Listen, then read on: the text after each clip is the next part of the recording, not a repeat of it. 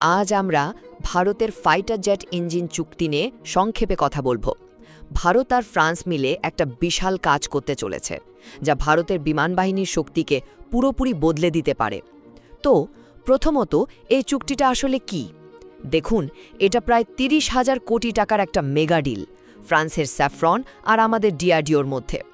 লক্ষ্যটা হলো ভারতের যে next generation stealth fighter jet আসছে, মানে অ্যাডভান্সড মিডিয়াম কম্ব্যাট এয়ারক্রাফট বা এমসিএ, তার জন্য একটা হাই পারফরম্যান্স ইঞ্জিন তৈরি করা। আচ্ছা, দ্বিতীয়ত, এর কৌশলগত গুরুত্বটা কি?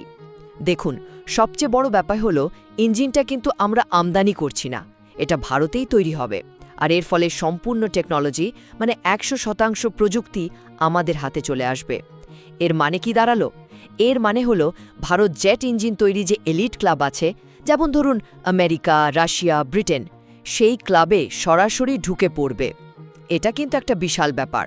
আর সবশেষে এখনের স্ট্যাটাসটা কি, মানে কাজটা কত দূর এগিয়েছে?